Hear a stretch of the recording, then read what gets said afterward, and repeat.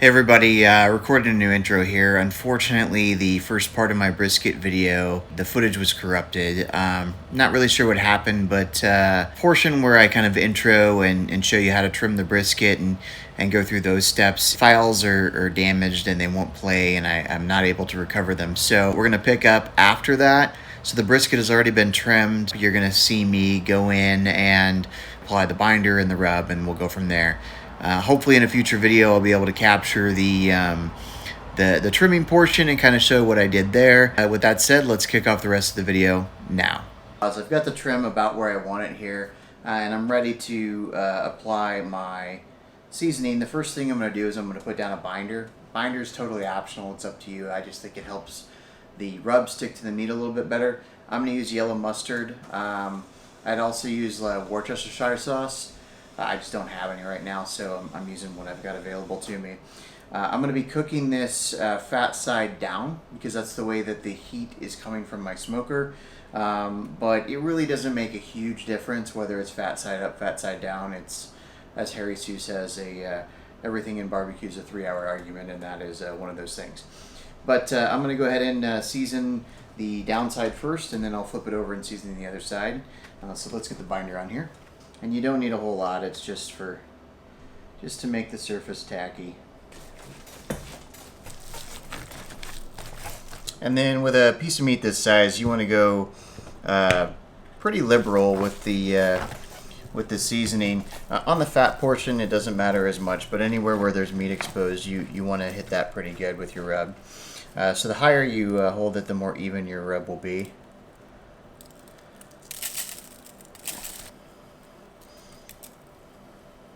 And you want to get it as even as you possibly can. Try not to have too many clumps or spots. You'll always see I pat down rather than rub around. That's just so we can keep the rub nice and even on the meat here. It's flipped over here. Probably could stand to have a little bit bigger pan, but this is what I had to work with.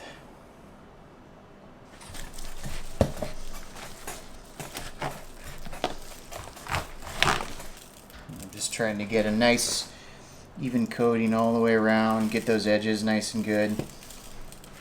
Anywhere that meat is exposed at that point really well too.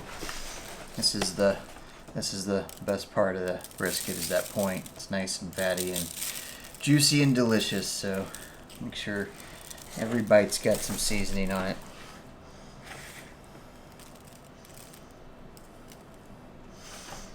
Like I said, it may look like I'm using a lot of seasoning here, but this is a really big piece of meat, and it can take it, so don't be afraid. Okay, we've got a rub applied. We're going to let it tack up while we fire up the smoker, and we'll get it on the smoker and then put it to bed for the night. Okay, I've got the Traeger firing up. I'm doing 200 degrees on super smoke. It's 10 till 8 right now at night. I'm going to run it overnight, just go to bed. When I wake up in the morning, I'm going to check on it, maybe spritz it, see how the temperatures are doing. I'll put a probe in it, and we'll take it from there. So let's get it on.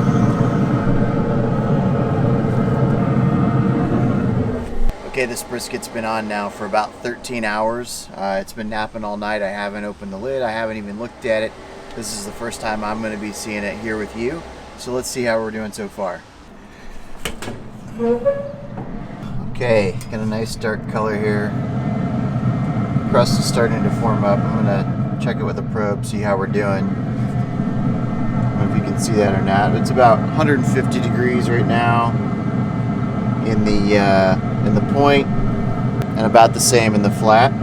So we're gonna let it ride a little bit more. I am gonna spritz it with some water here in a few minutes. I'm also going to get some probes for my fireboard in there. So we've reached the internal temperature we're looking for before we put it in the wrap. I'm going to wrap it in butcher paper. This morning I kicked this up to 275 degrees after it sat all night at 200 degrees on super smoke. I've spritzed it twice with just plain water, and we're going to take it and wrap it in butcher paper to finish out this cook. We're shooting for a finishing temperature somewhere around 205. It's really going to come down to tenderness to make sure that both the flat and the point are properly tender. Right now the flat's reading around 160, 163. The point's a little higher at about 175. So we're going to get it wrapped in butcher paper, put it back on with the probes in it, and keep an eye on it. And we should be finishing right around lunchtime or for a late lunch. This is where we're at so far. It's got a really good color on it. Nice bark. The bark is set real well. It's getting to be really tender, especially here in the point. I'm going to give it one more spritz, and then we're going to put it in the wrap. You can see it's windy here, which makes this very difficult. So I've got the paper weighed down here. I'm going to wait for the wind to die down for a second. Giving it one more spritz just with water before I wrap it up.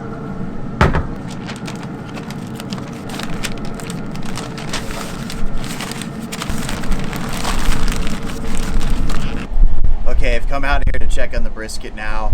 The flat's reading about anywhere from 205 to 208. The point's a little bit cooler. It's around that 195, 198 range.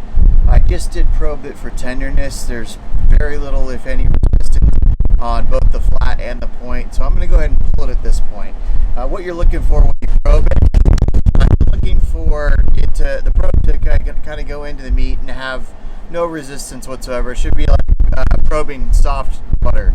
So let's take it out of here, and we're going to get it inside, and it needs to rest for 1 hour at least. Okay, the brisket has been resting now for about an hour. We're ready to cut into it and see how we did. You may see a curious little dog also investigating my work to see if it's properly cooked or not. So let's take it out of the wrap here and get it onto the cutting board and slice it up. Okay.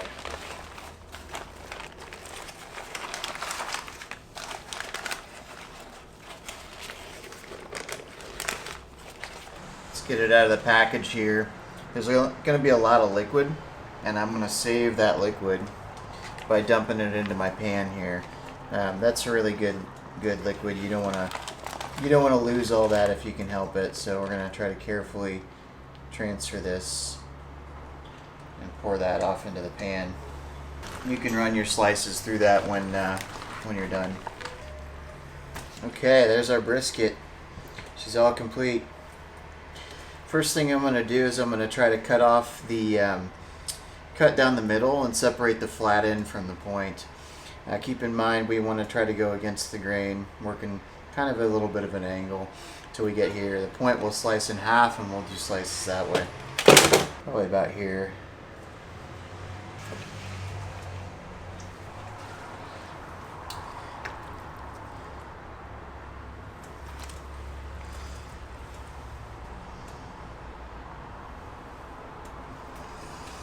Good smoke ring so far, so let's see how we are on tenderness.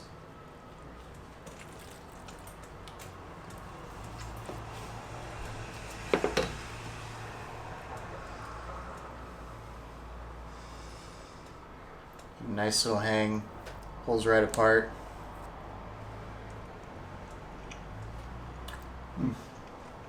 Very good.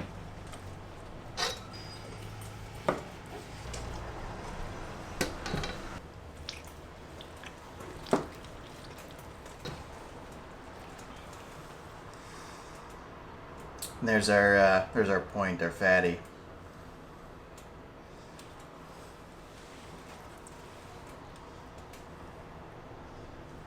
Gorgeous.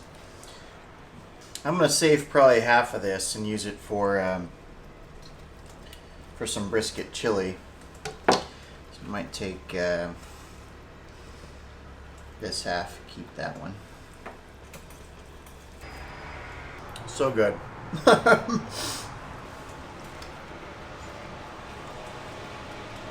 Okay, so like I said, finished product turned out really well.